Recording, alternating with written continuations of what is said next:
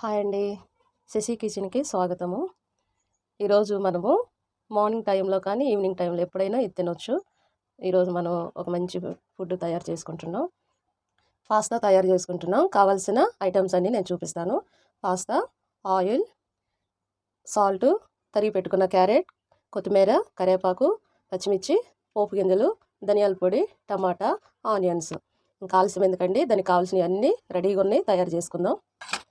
Stove వెలిగించుకుందామండి. మనం stove వెలిగించుకొని బాండీ వేడెక్కిన తర్వాత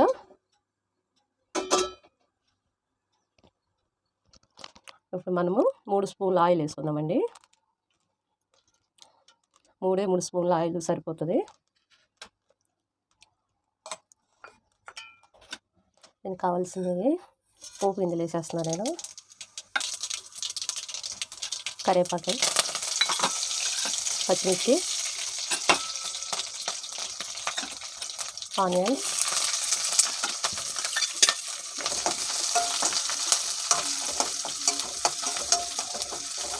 క్యారెట్ ముక్కలు,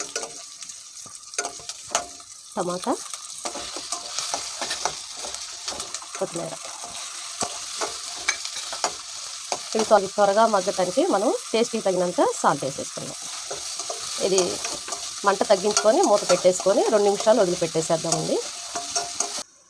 నేను ముందే పాస్తాని వీటిని కొంచెం వేడి నీళ్ళల్లో కడిగేసేసుకొని నేను మంట 2 నిమిషాల్లో ఉడికిపోతుంది. ఇది మనము కొంచెం ఆయిల్ వేసి ఉడికించుకొని మనం ఇలా తయారు చేసి పెట్టుకున్నాము. ఇప్పుడు దీన్ని డైరెక్ట్ నేను దీనిలో వేసేసేస్తానండి. దీన్ని ఒకసారి మనము మూత తీసి కలుపుకుందాం. మగ్గిపోయిన త్వరగా ఇప్పుడు మనం 1 కప్పు వాటర్ పోసుకుంటున్నాం. కప్పు వాటరు ఇది కొంచెం 1 నిమిషం వేడి రాగానే మనం పాస్తా వేసేసుకున్నామండి. ఇప్పుడు మనం మూత తీసుకొని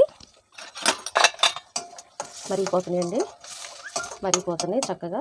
ఇప్పుడు మనం ఉడికించుకున్న పాస్తా వేసేసుకుందాం.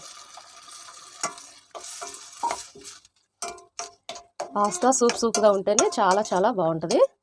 కలర్ఫుల్గాను చాలా టేస్టీగా ఉంటుంది. ఈ 2 నిమిషాలు మనము మూత పెట్టేసి ఉడికించేసుకుందాము. దీన్ని ధనియాల పొడి కూడా నేను వేసేస్తున్నాను. గరం మసాలా, ధనియాల పొడి.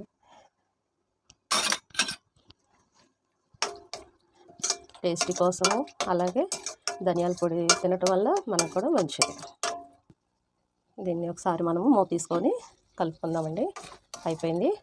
చాలా సూప్గా, కలర్ఫుల్గా క్యారెట్, టమాటా ఇవి. ఇప్పుడు దీన్ని స్టవ్ బంద్ చేసుకొని ఒక హాట్ బాక్స్లో తీసుకుందాము, సర్వ్ చేసుకుందాము. అంతేనండి. పాస్తా రెడీ చేసుకోవటం చాలా ఈజీ, చాలా టేస్టీగా కూడా ఉంటుంది చేసుకునే విధానము. మరి ఇంకా ఆలస్యం ఎందుకు, మీరు కూడా తయారు చేసుకోండి. మీ చేతులతో, మీ వంటగదిలో, మీ ఫ్యామిలీతో కలిసి తినండి. నచ్చితే లైక్ చేయండి, షేర్ చేయండి, సబ్స్క్రైబ్ చేయండి. Thank you.